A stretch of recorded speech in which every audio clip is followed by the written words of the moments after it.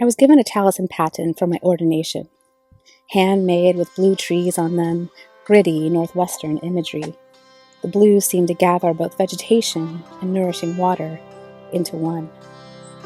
They were the gift my husband gave me. I loved them. In fact, I loved them so much that I rarely used them.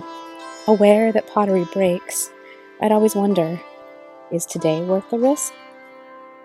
I used them in a service that I facilitated in November of 2016, a space for people to bring their grief.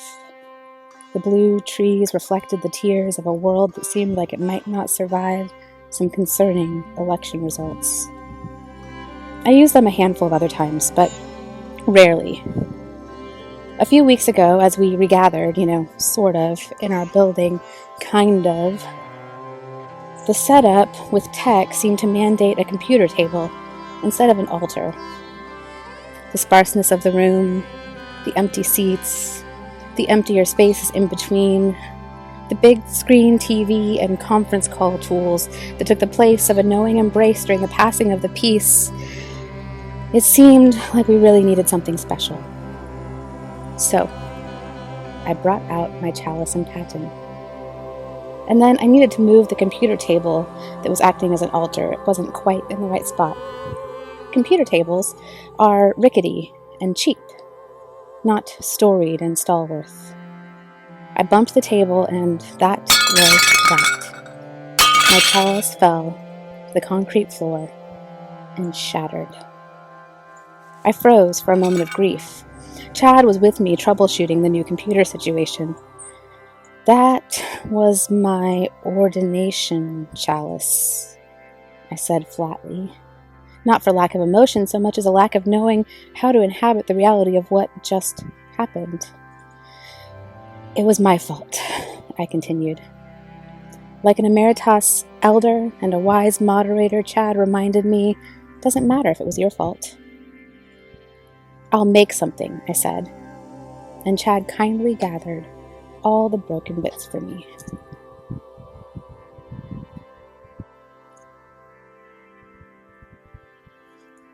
As I went for a run later that day, I began to process it all.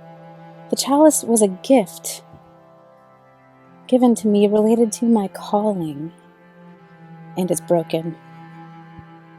Over the last year and a half, as church moved online and pastor became pastor/tech support, I've lost so much of what feels like calling to me. I've told people for years that something magical happens when we walk into that building, that I feel more alive, more loved, more called, more enabled, happier, not so much in the building as so much when I am with you. Computer screens drain me.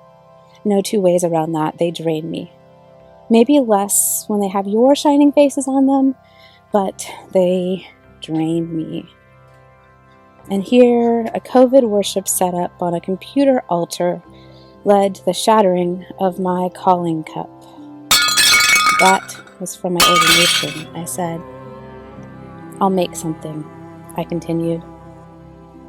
Since then, I grabbed the paten as well, and I prayed all of my anger at this year and a half misadventure that may well round close to 2 years before both my kids are fully vaccinated. I prayed my anger into the plate and shattered it too. The cup of loss, the plate of anger, the gifts of God. That was from my ordination, I said. I'll make something, I continued. This week, I met with our moderator, treasurer, and financial secretary to dream around our stewardship campaign this year. A theme arose, tending light amid the winds of change. And Leonard Cohen says, ring the bells that still can ring. Forget your perfect offering. There's a crack in everything. That's how the light gets in. And Rumi says, I said, what about my eyes? He said, keep them on the road. I said, what about my passion? He said, keep it burning. I said, what about my heart? He said, Tell me what you hold inside it. I said, pain and sorrow. He said, stay with it. The wound is the place where the light enters you. And 2 Corinthians says, let light shine out of darkness. And 2 Corinthians again says, we have this treasure in vessels of clay to show that this all-surpassing power is from God and not from us. We are hard-pressed on every side, but not crushed, perplexed, but not in despair, persecuted, but not abandoned, struck down, but not destroyed. We always carry around in our body the death of Jesus so that the life of Jesus may also be revealed in our body. The cracks are where the light enters. For we who are alive are always being given over to death for Jesus' sake, so that his life may also be revealed in our mortal body. So then death is at work in us, but life is at work in you. And I said over a broken clay vessel, that was from my ordination. And I said over the cup of brokenness and the plate of anger, I will make something. And again, 2 Corinthians said, we are hard-pressed on every side, but not crushed, perplexed, but not in despair, persecuted, but not abandoned, struck down, but not destroyed. We always carry around in our body the death of Jesus, so that the life of Jesus may also be revealed in our body.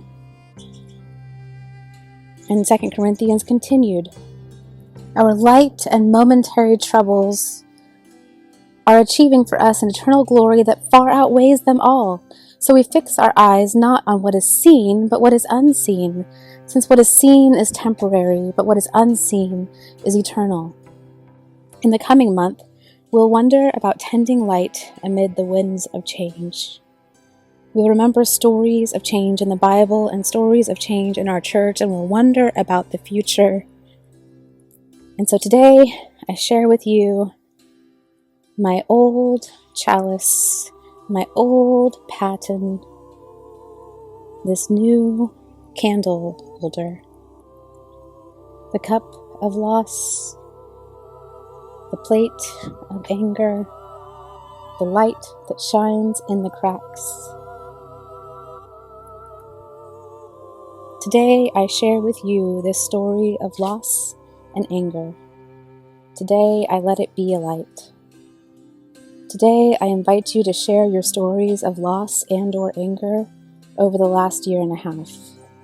Today, I invite us to say, with Spirit speaking in and through and around and over us, I will make something. And so I wonder, what is your story of anger? What is your story of loss? Is there light coming in through the cracks? I invite you to share.